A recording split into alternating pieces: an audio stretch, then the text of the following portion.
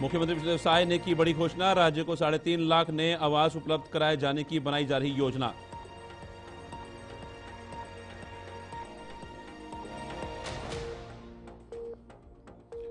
सुशासन तिहार के तीसरे चरण में सरकार की कड़ी कार्रवाई, घोटाले के आरोपियों को न्याय के दायरे में लाना अनिवार्य।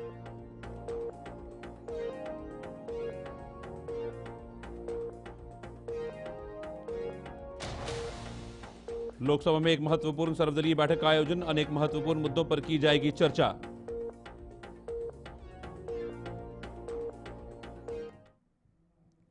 नमस्कार, छत्तीसगढ़ खास खबरें देख रहे हैं आप सब। मैं हूं आपके साथ साहिल कीर्ति। छत्तीसगढ़ के मुख्यमंत्री विष्णुदेव साय ने आज रायपुर के सूरजपुर के लिए अपनी सरकारी यात्रा शुरू की। इस यात्रा के दौरान मुख्यमंत्री ने सुशासन तिहार कार्यक्रम में भाग लेना और उसके बाद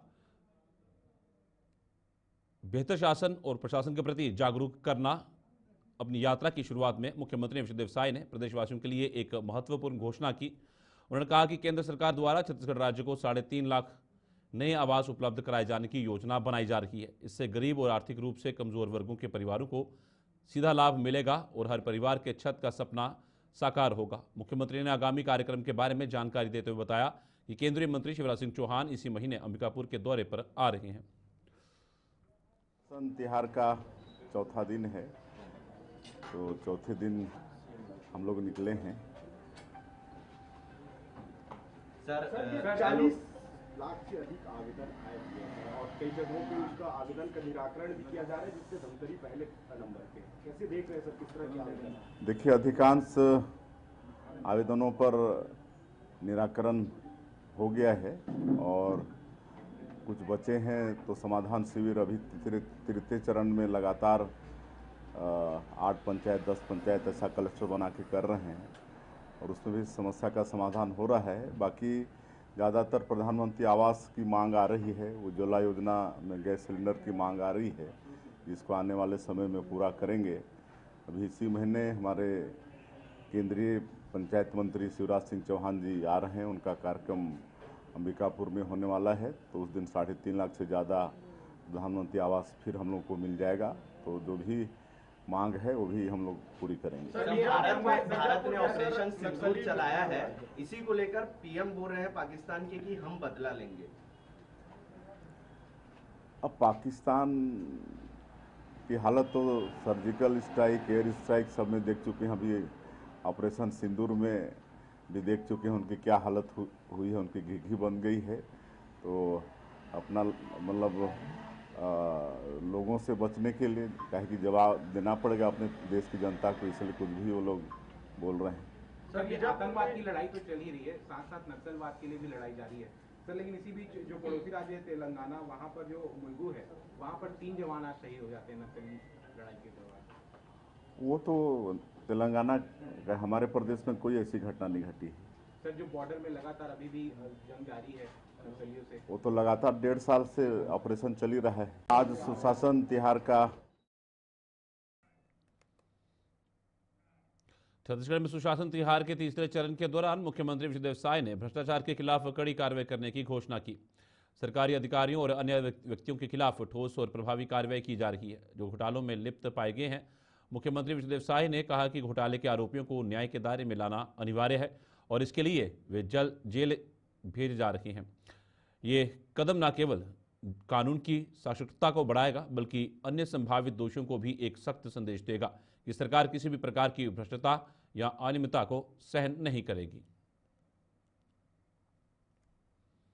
सुशासन तिहार चल रहा है और सरकार को 1.5 साल हुए हैं और 1.5 साल में सरकार बहुत कुछ मोदी की गारंटी के काम को पूरा किया है। प्रधानमंत्री आवास बन रहा है, किसानों का वादा पूरा किए हैं, 70 लाख महिलाओं को महतारी बंधन का पैसा दे रहे हैं, रामलला दर्शन योजना शुरू किए हैं, मुख्यमंत्री तीर्थ यात्रा दर्शन योजना शुरू किए हैं, तेंदुपत्ता का दाम बढ़ाए हैं, पीएससी घोटाला का सीबीआई जाँच करके दंडित हो रहे हैं जो दोषीदार लोग हैं। और जो आप बोल रहे हैं नालंदा परिसर, ये भी हो जाएगा। हम लोग हर जिला मुख्यालय में और बड़े शहर में, पिछले साल के बजट में भी था, इस साल के बजट में भी है, कोई जगह नहीं छोड़ेंगे, हर जगह नालंदा परिसर बनवाएंगे। हाल ही में पहलगाम में हुए आतंकवादी हमले के बाद भारत ने पाकिस्तान को प्रभावी तरीके से एक दृढ़ और करारा जवाब दिया है। इसका नाम ऑपरेशन सिंदूर रखा गया है। इस घटनाक्रम के तुरंत बाद आज संसद के सदन लोकसभा में एक महत्वपूर्ण सर्वदलीय बैठक का आयोजन किया गया, जिसमें विभिन्न राजनीतिक दलों के प्रतिनिधियों द्वारा अनेक महत्वपूर्ण मुद्दों पर चर्चा की गई।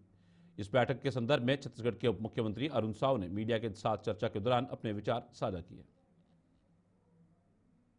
ऑपरेशन सिंदूर जो हुआ है, वास्तव में हिंदुस्तान में सिंदूर की ताकत क्या होती है ये पाकिस्तान को भी पता चला होगा। जिस प्रकार से आतंकवादी ठिकानों को चुन चुन कर नेस्तनाबूद किया गया है, ये पाकिस्तान के लिए कड़ी सबक है। और पाकिस्तान पालित, पोषित, प्रायोजित आतंकवाद है, ये बार बार प्रमाणित होता है। और कल जो मीडिया रिपोर्ट से स्पष्ट हो रहा है कि कैसे पाकिस्तानी झंडे में लपेटकर उन लोगों के जनाजा निकले, कैसे सेना और पाकिस्तान पुलिस के लोग उन जनाजों में शामिल हुए, सैल्यूट करते हुए दिखे, पाकिस्तान सरकार के बड़े बड़े लोग उन जनाजों में गए। ये बताता है कि पाकिस्तान का आतंकवादियों से कैसे और कितना संबंध है।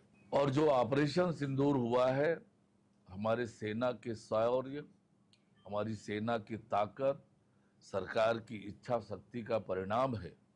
और निश्चित रूप से इसका मैसेज पूरी दुनिया में गया है। सर्वदलीय बैठक आज हो रही है, किस तरह से ऑपरेशन सिंदूर लॉन्च किया गया, उसके सारी बातें सर्वदलीय बैठक में सभी राजनीतिक दल को बताई जाएगी और उस पर चर्चा होगी। सुशासन तिहार का तीसरा चरण चल रहा है और वास्तव में जनता के बीच जाकर जनता के समस्याओं का निराकरण करना, यही राम राज्य है, यही विष्णु का सुशासन है और यही सुशासन त्योहार है।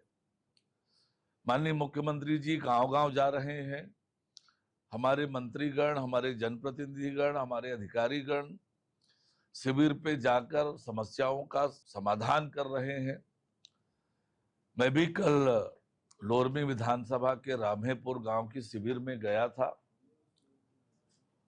और लगभग 8,000 आवेदन आए उस शिविर में। 8,000 में से 57 आवेदन को छोड़कर शेष सभी आवेदनों का निराकरण हुआ। जो 57 आवेदन बचे हैं उसका भी निराकरण समय के साथ होगा। लोगों को अनेक योजनाओं का लाभ वहीं पर त्वरित रूप से मिला।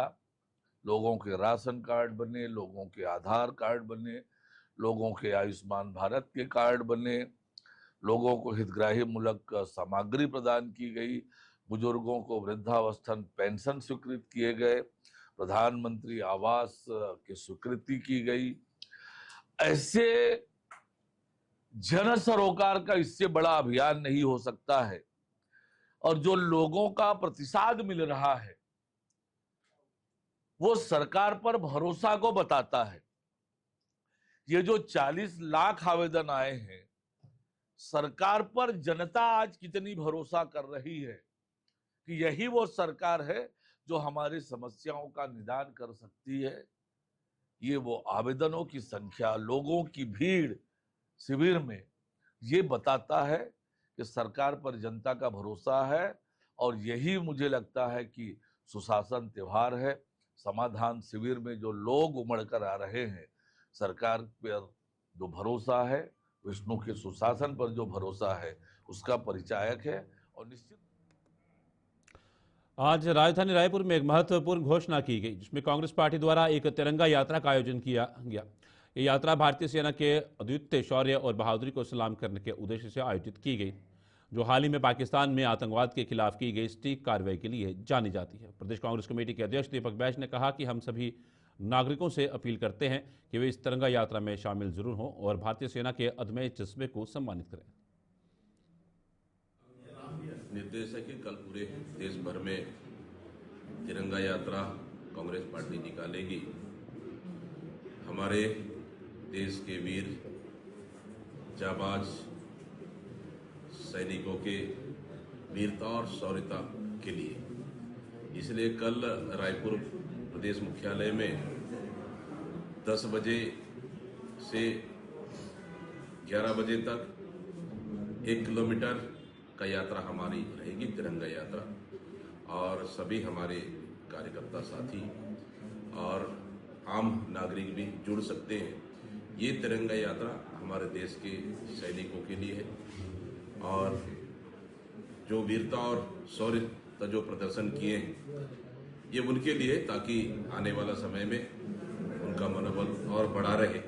ये कांग्रेस पार्टी का बड़ा निर्णय है, ऐतिहासिक निर्णय है। तो हम लोग पूरे लोग शामिल रहेंगे और इस तिरंगा यात्रा का कल हम लोग निकालने की तैयारियां कर रहे हैं। उसके लिए तमाम शहर के हमारे वरिष्ठ नेताओं से बैठकें भी हुई और उसमें तैयारियां हमारी पार्टी कर रही है। ये केवल रायपुर में निकलेगी, प्रदेश के अन्य शहरों में निकालने की तैयारी? नहीं, ये पूरे प्रदेश स्तर का कल प्रोग्राम रहेगा। एक प्रोग्राम अगर प्रदेश से बाकी जिलों से भी आना चाहे तो शामिल हो सकते हैं। इसके लिए अभी हम लोग मैसेज डलवा रहे हैं सभी जिलों के लिए। सभी जिले, आसपास के जिले तो शामिल हो ही सकते हैं। इसके लिए हम लोग चर्चाएं कर रहे हैं। ये आईसीसी का निर्देश है? बिल्कुल। पहलगाम हमले में आतंकवादियों द्वारा भारत की 26 महिलाओं का सिंदूर मिटाए जाने की घटना से नाराज भारतीय सेना द्वारा प्रधानमंत्री नरेंद्र मोदी के निर्देश पर ऑपरेशन सिंदूर के माध्यम से पाकिस्तान में घुसकर आतंकी ठिकानों को ठिकाने लगाने की घटना पर खुशी व्यक्त करने छत्तीसगढ़ सिख समाज द्वारा गौरव पथ मुख्यमंत्री निवास के पास शहीद भगत सिंह चौक पर पहलगाम के 26 परिवारों को महिलाओं के प्रति संवेदना व्यक्त करते हुए प्रधानमंत्री के प्रति आभार व्यक्त किया। शहीद भगत सिंह चौक रायपुर में छत्तीसगढ़ सिख समाज द्वारा भारत की सेना द्वारा पाकिस्तान में किए गए सर्जिकल स्ट्राइक की खुशी में समाज के लोग एकत्रित हुए। सभी ने तिरंगा झंडा लेकर भारत माता की जय कही।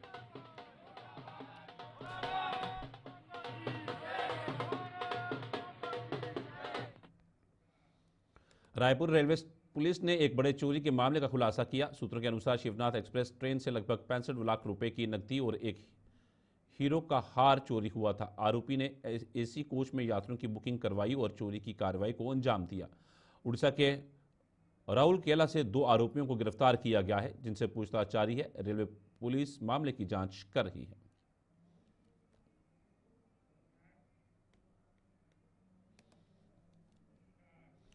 जिले में नशे के विरुद्ध चलाए जा रहे अभियान के अंतर्गत कबीरधाम पुलिस ने आज एक और महत्वपूर्ण कार्रवाई करते हुए अवैध महुआ शराब निर्माण के बड़े अड्डे का भंडाफोड़ किया है। यह कार्रवाई पुलिस अधीक्षक धर्मेंद्र सिंह आईपीएस के नेतृत्व में अतिरिक्त पुलिस अधीक्षक पुष्पेंद्र बघेल तथा पंकज पटेल के मार्गदर्शन में की गई। पुलिस को पूर्व में मिली पुख्ता सूचना के आधार पर की गई इस दबिश में लगभग 300 लीटर अवैध कच्ची महुआ शराब और 50 डिब्बों में भरे हुए लगभग 1000 किलो से अधिक महुआ लाहन बरामद की गई है। पुलिस अधीक्षक महोदय श्री धर्मेंद्र सिंह के द्वारा जो है लगातार पुलिस को सभी थाना चौकियों को निर्देश दिया गया है कि जिले में अवैध जो शराब बनाने वाले हैं, महुआ शराब बनाने वाले पे कार्रवाई करना है। इसी तारतम्य में आज सुबह 9 बजे के आसपास कोतवाली साइबर और डीआरजी की टीम ने जो है। छत्तीसगढ़ खास खबरें फिलहाल इतना ही। दीजिए इजाजत, नमस्कार।